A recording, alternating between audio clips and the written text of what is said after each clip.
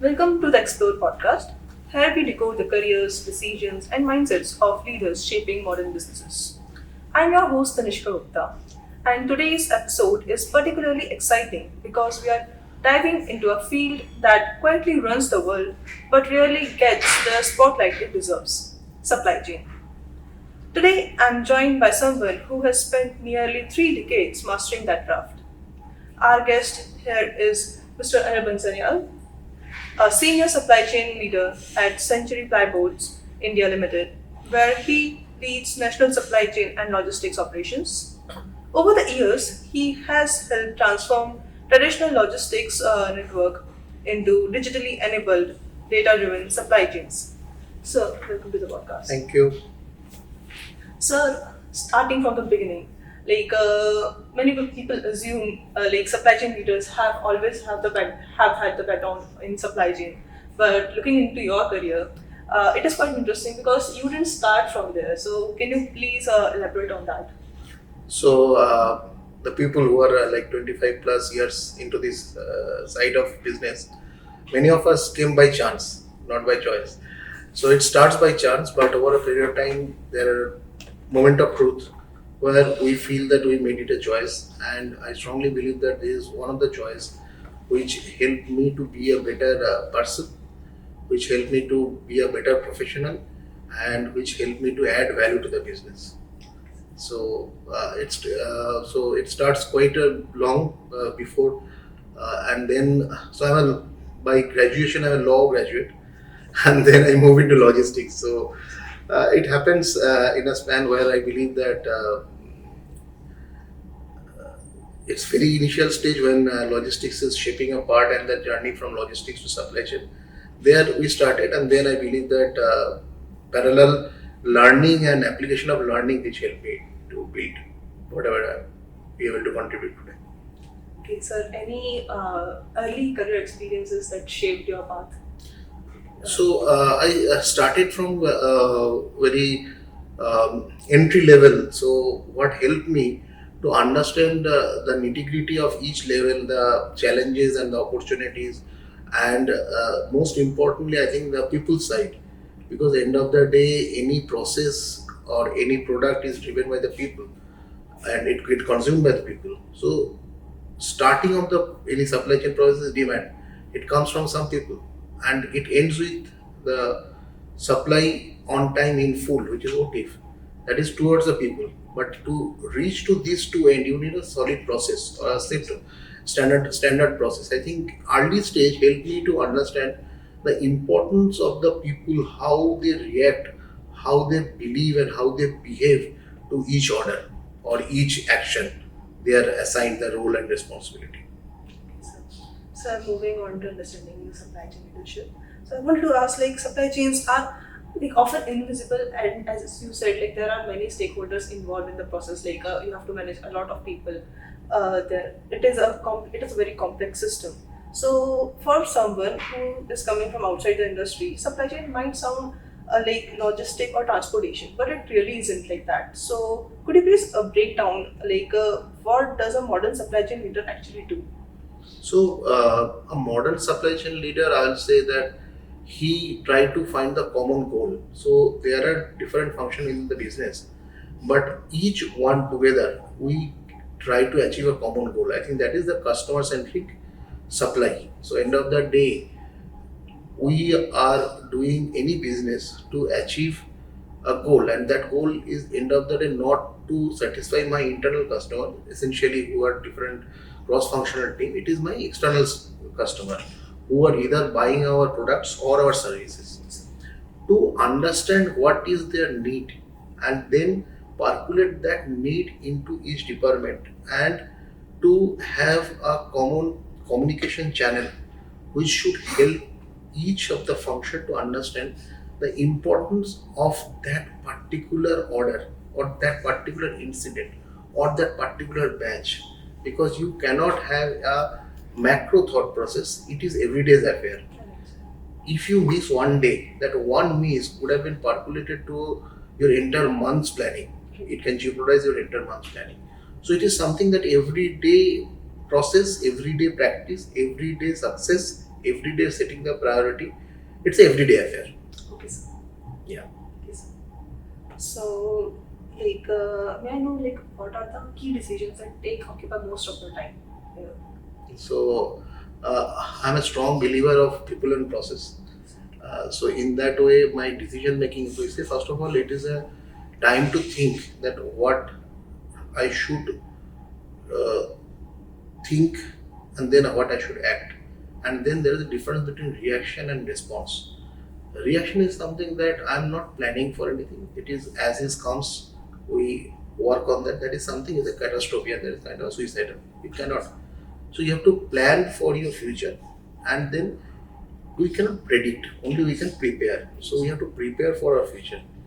So I think my time goes a lot on preparation for future, and the preparation hovers around the process. How we can improve our process better, so that our KPI at different level can have a better score, and each process end of the day helps any organization to get benefit to three areas. First of all, it help to have a kind of a linear model. Then it's a lean management principle, that how I'm ensuring my easiness to the business, because complexity doesn't help, but it does not mean that every process will be simple. So how we bring clarity to complexity. So if you think that what you are thinking or what you are doing throughout the day, we are trying to bring clarity to the complexity. We try to bring easiness to the business. To do so, we try to do and to see a process work, not every day, but every decision making comes with this kind of few influencing factor, that how we can do better circulation of similar process in terms of time, in terms of cost, and in terms of reduction of waste. I think there we try to spend our time most, and then who fit to the purpose, because end of the day a team going to perform whatever task to be done. So the team should fit to the purpose. Purpose is not going to fit to the person. So bring right person to the board, give them right training, right right position to work, and then you encourage and you appreciate their good work. And if they are missing somewhere, ensure that they should not repeat the mistake, repeat the miss, because mistake is a mistake. Repeating of same mistake is crime. That means you are not learning from your mistake. I think these are the things we try to do. So, from what I got from answer is, it is rather a iterative process where you are focusing majorly on preparations and streamlining the process, and as well as there you are looking for resources, be it material resources or be it talent resources, and you are looking into the proper fitment of these resources and how they can succeed in a proper environment of the same, since it is a multi-stakeholder complex situation. So you're actually managing everything, but in an iterative manner. Yeah, so I'll pick up this word managing everything. Trust me, nobody can manage everything. They, again, the same P factor P comes, that they have to set the people, process, and priority. Okay, sir. That three dots takes care of most of the thing. Okay, sir. And I am not very sure any of the process or any of the system can take care of everything. So everything is a very It is big a big word. I'll say most of the things. Most of the things. If you have the right people, right process, and you can set the right priority. Okay, sir. So moving on to digital transformation in supply chains. So one of the biggest changes in supply chains globally has the shift toward digital systems and analytics. Yes. So traditionally supply chains relied heavily on experience and manual planning. So here today we are talking about predictive analytics, AI-driven forecasting, and transportation management systems, as we were already discussing. So in your experience, what are the best digital shifts happening in supply chain today? So I'll try to answer this in a two bucket. What is that? What is happening at present and in the last couple of years? I think we have a great level of transparency. Today, we have real-time understanding, real-time knowledge. We know exactly what is happening, be it a digital twin or be it your transport management system, be it your warehouse management system. So today, most of the management cadres or managerial cadres, they know in on their fingertips that what is happening across the globe, for that matter. And I think that is the power of transparency, or power of the data management on real time basis happening. What is going to happen tomorrow? I am seeing and I am looking forward for environment where it will be self-sustainable and a great level of accuracy if comes to the forecasting. I meet couple of people throughout my uh, journey of academic or like professional. I keep on talking about this, that end of the day the supply chain exists because mostly for the forecasting error. Otherwise, it will be a manufacturing and transportation industry. Because when I am doing giving the word planning Right. behind, it starts with forecasting or sales planning, then it moves to demand planning, Right. that how much inventory where I should keep, and that moves to production planning, and that production planning again move to raw material planning, and then it's a circle of planning. Now the entire planning is basically, with based on the current available tools, we are trying to predict my future. Now with the AI, I'm not talking about accidents, I'm not talking about exceptions, but if the base level forecasting accuracy move to somewhere 90% plus, I think that going to eliminate lot of wastage in terms of storage cost. And when I'm saying storage cost, there are the three types of cost. One is that of course the rental, the storage hard cost. Then second is the working capital, and third thing is the wastage in terms of breakage, damage, or expire. And that will unlock a lot of values. Now, once you unlock those values, you can pass back those values to the customer, be in terms of service or be in terms of product value. So, I'm really looking for a near future where increasing in forecast accuracy going to unlock a lot of value inside the supply chain, because today's supply chain, the supremacy of supply chain depends on what is your network, what is your uh, how fast you can reach to the customer. Now in that, if you see many of the portal or many of the e-commerce or quick commerce portal, you will still find that there are a lot of stockouts.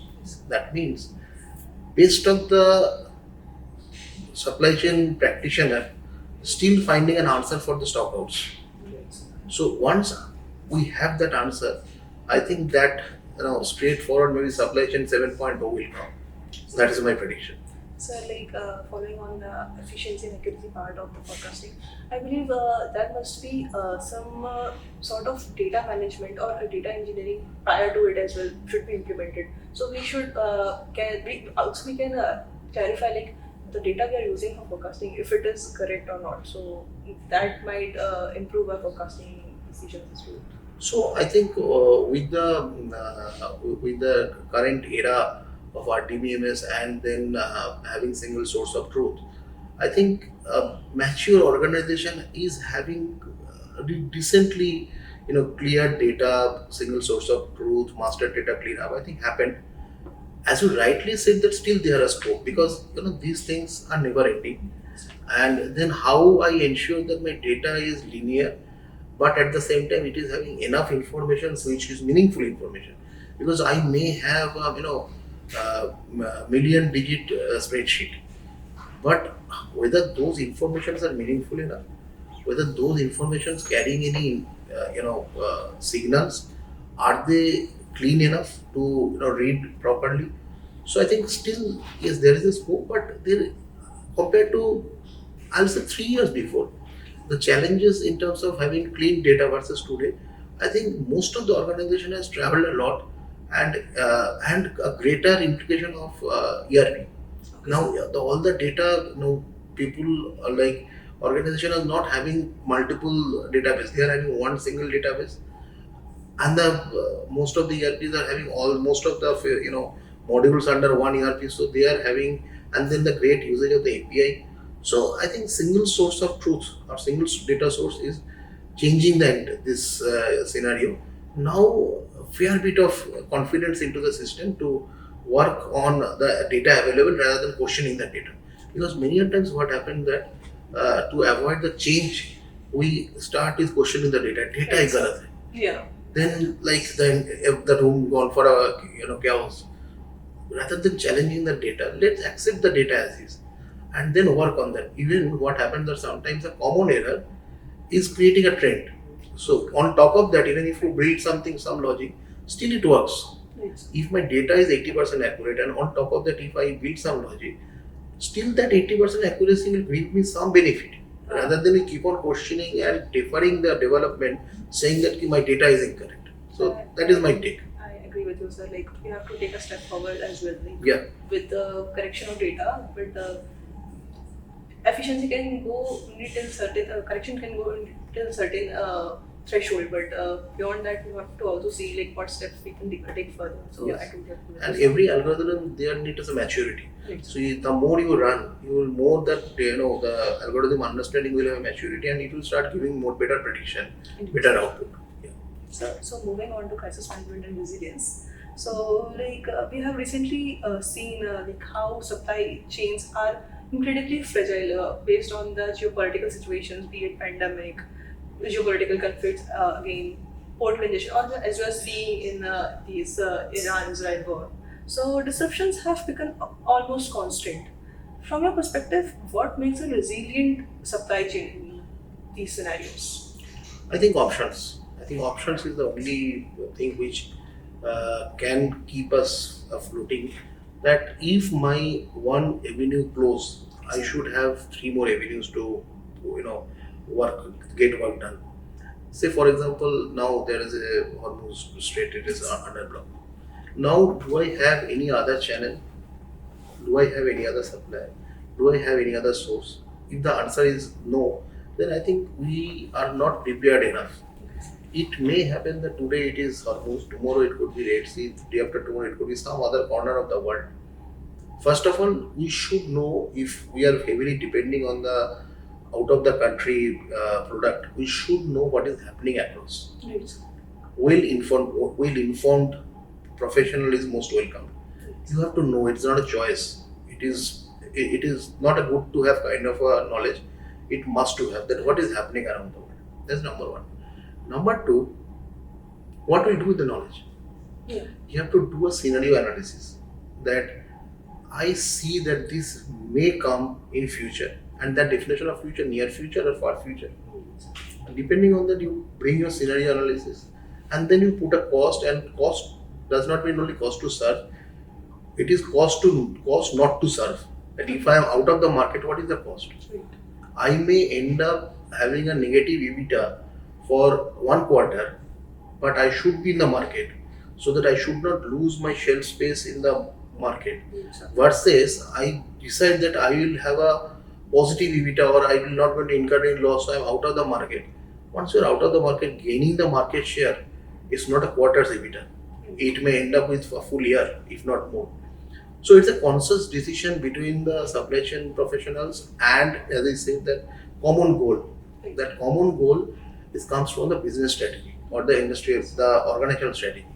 Supply chain strategy is part of organizational strategy. You cannot have a different strategy than the organization. So if the organization believes that I am okay to have a costlier solution, but I am not okay to go out of the market, you have to find the costlier solution. You cannot say that this is my KPI, my KPI is going to be impacted, so I am not going to do it. It's not that. Organization understand that what to do what at what point of time. There are cross-functional team who are senior, mature enough into the business. So we need to be collective decision making. We need to ensure that preparation well in time, and then after a point, you have to go with the flow. Say for example, I cannot predict another Suez Canal disaster, and then I prepare myself for that. Yes. I have a plan, but the plan should not convert into reality. We have to live with realistic plan, with a risk benefit analysis, and which should fit to the purpose of the business. This is the couple of dots you need to connect, and you have to be very informative, very agile. Even within India also, if I have to talk about domestic also, India is a country, a combination of many countries. So what is happening at what point of time when the crop season is coming? So if, for example, if someone is far north, like say from Kashmir, if someone is doing to do some transportation, there are apple season. Right. Then in west or in south there will be mango season. So that point of time the freight rate will go up. Right. Now every year there is apple season. You, as a stakeholder, you cannot come and say that "Okay, my supply is disrupted because of apple season." Right.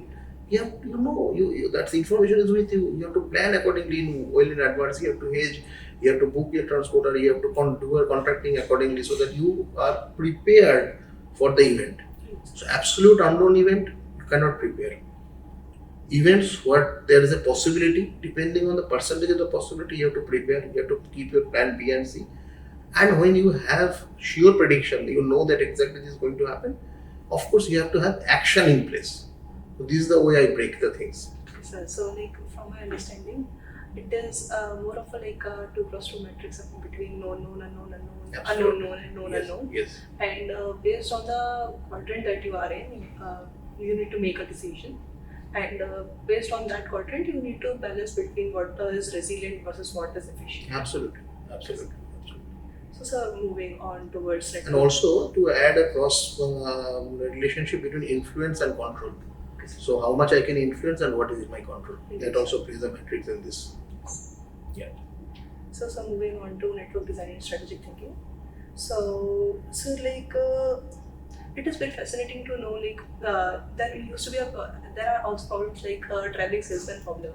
So it is very interesting to know like how do you make the decision about where should the warehouses should be located, or how many distribution centers would you have, so or like how many transport routes should be there to minimize the cost again. So about these decisions, like what are the principles that guide good supply chain network design here? So mostly we try to do the gravitation method, that where is my maximum sale. That is one thing. Then it topped up with so we call it the Bermuda Triangle. So should not have any delivery which has a upstream and downstream combination. When I say upstream and downstream combination, so say for example, I am sending a product from point A to point B. It should not happen that I am having a hub and then I'm bringing, say, the hub is crossing the point B and it is coming back to point B. Okay. So if like the olden days, there is a one side of the triangle. Right. Should be bigger than the other two sides of the triangle, right? Mm-hmm. Smaller than the other two sides of the triangle. Right. Summation. Then only it can be a triangle. Otherwise, it cannot be a triangle, right? So that means there should not be any triangle. Okay. So whenever we are sending a product, it only, and the finished product, when I'm saying the network basically for finished goods, so it should go only to downstream and downstream. Okay. So even there is a hub and spoke, it should not happen that my kilometer run deliver a product is having some plus and plus in a sense that I'm having a point A at say 100 kilometer. Right. My delivery point is between that. So my product first going to 100 kilometer to reach my hub. Right. Then it is coming back another 20 kilometers. So my total kilometer is 120. Whereas my actual distance, if I see direct relationship from my upstream to downstream, it is 80 kilometers. So I love to deliver from that point, and good for India is now there is no GST. Okay. So now I don't have a state boundary. I can deliver anywhere to anywhere. So that's the pre-GST, like many of you perhaps will aware or not, I don't know. So we had, before COVID, we had a beautiful discussion we always do, post-GST and pre-GST. So pre-GST, it was like that you have a lot of forms and there are a lot of technicalities to move product from one state to another state. So every state there should be an warehouse to do my final sale. Now we don't have. So that we are leveraging. We are ensuring that my downstream movement has no combination of upstream and downstream. So this is the way we ensure that my every product, when it's delivering to my end customer or my dealer distributor, it is traveling least possible kilometer. Got it. Sir, like there used to be a problem as well, like traveling salesman problem. So Their edge will be used to optimize the distance that our salesman used to take. So I Right. think it is similar to that. Kind of, because end of the day, the distance Yes. and distance converts into cost, and it also converts into your carbon footprint. So the more my truck is running, my carbon footprint also goes up. So it helped me in both the way, my cost drive and my sustainability drive. Great, sir. Yeah. Sir, like moving on to advice for young professionals. So we have a lot of early career professionals listening to this podcast. So some may be considering a career in operations, analytics, or supply chain. If someone wants to build a career in this field today, so sir, what skills they should focus on? So I'll say three things. First of all, learn the basic theory, and I was talking inside the classroom also. So uh, spend time in the college to understand the theory, because this is a journey from board to boardroom. You cannot go directly from your board to boardroom. There is a road in between, and that road you will learn. You have to apply, you have to deliver. You have to apply all your learning, so that you can someday reach to the boardroom. To do so, first you learn the theory inside the campus. Once you are outside the campus, again you have to learn the people around you, the process you are getting into, and the product you are going to handle. Everything has a uniqueness. So you have to learn now. Once you are learning the general way of handling the basic theories, y is equal to fx. Now once you are on the road, you will get that y is equal to fx plus n. N is noise. How you handle the noise? You're handling the noise, the quality and capability of handling the noise, basically your people management skill, your situation management skill, your priority management skill. So there, what is going to happen? There is another quadrant that your urgent important. There is a quadrant, Yes. right? So you have to identify that what is your urgent but not important, what is your urgent and urgent, not urgent, not important. So you have to work on that. You have to set the priority right. Third thing, you have to believe that if you are not a digitally, if you don't read the data, if you don't love the data, you should not come to the supply chain, Okay, sir. because we are not expecting a, entry level operator coming out of such premier institute, or for that matter any institute. When you are getting professional education, and I believe that if I can be a head of supply chain, anybody can be a head of supply chain. It is possible. I don't have any engineering degree. I am not coming from a finance background, but how we achieved, we keep on learning. Till today also, I have enrolled myself in I am course 1 year, I am course till I am like tomorrow I have my exam and my class. Yes, sir. Why I am trying to say this, learning is never ending. If you believe that you have learned enough, I think that is the time you have started going back. It is forget about going forward, forget about your standing. You have to think that notionally you are going back, because there are energetic, young, dynamic professionals are coming. They are one batch older, two batch older, three batch older.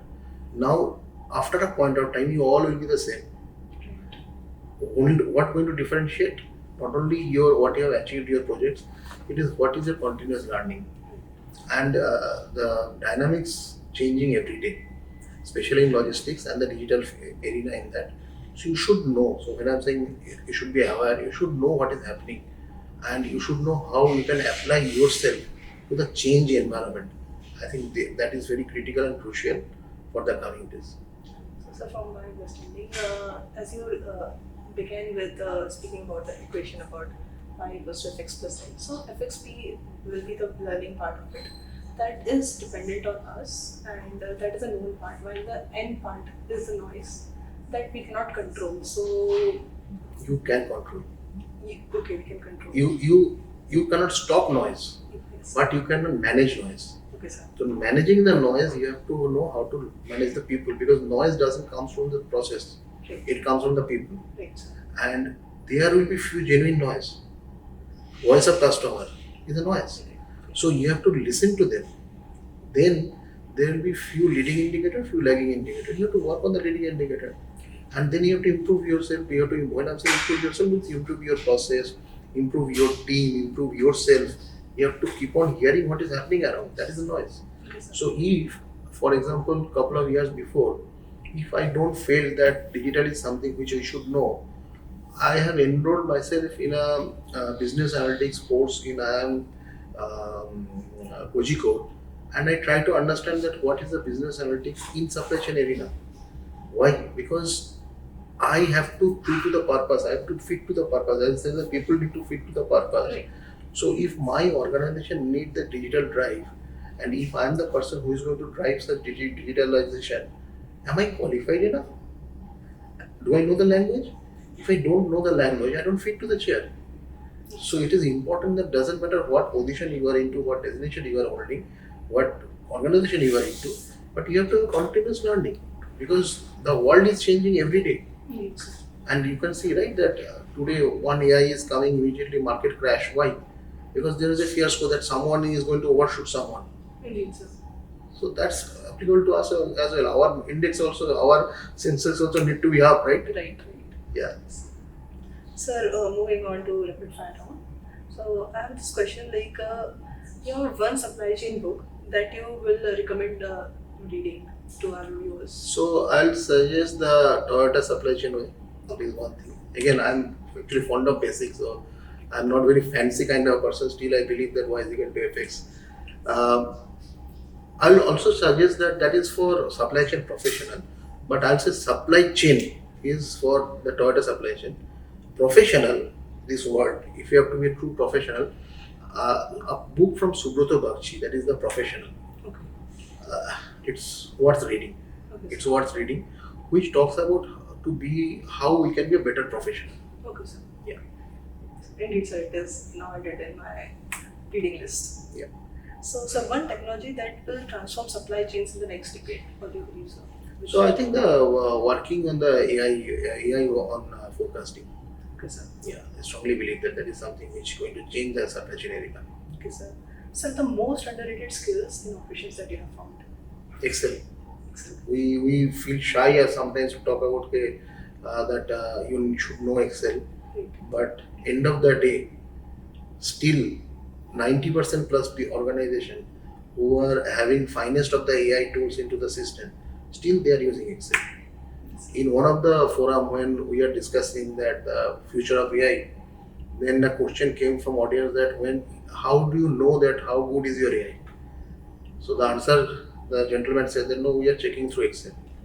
So then that's the power of Excel. But we generally we shy to say, are you how confident you are in Excel? We talk about Power BI, we talk about Tableau, but end of the day you should know Excel first because that is the ABCD of data management. If you don't know the ABCD, how you build your rest of the book? I agree, sir. So, sir, one myth that is there about supply chain management that you want to share. So I think I have to you are answering Hindi. So supply chain एक बात है कि बगैर गाली को काम नहीं होता है. अच्छा. I spent 30 years as a student of supply chain. I had to take a lot of tough decisions because of my chair. I'm into because of the purpose. मैं गाली किसी को नहीं दी. So I think this is a myth. And if you value people, if you give due respect to the people, and they stand with you because there are many service partner, transporter who are habituated with गाली. बगैर गाली को उनसे काम करके देखो मजा आ जाएगा. Okay, sir. Noted. Sir, my last question. A career lesson you learned hardly. You have to keep on running. So one story I share with my colleagues and my circle, that whether you are a deer or a cheetah, you have to run. Right. And you have to run to save yourself, to survive, and you have to run faster than the slowest deer. Yes. So both of them has a common goal. Right. As a deer, you cannot be the last one. Right. As a cheetah, you have to be faster than the slowest deer so that you can have one deer and you survive. Yeah. So don't be the last into the team. don't be the last into the functionality. So because there is, I am not very sure the definition of first, and it always gives a unwanted pressure to the team that running for unknown, but we should not be the last into the room. So, thank you so much for this Thank you. insightful session. Like I have learned a lot of things in a very short span, and I'm honored. I have not noted the book recommendations that you have given, and Thank you. and the life lessons also. Thank you you. so much. Thank you. Thank you. Thank you.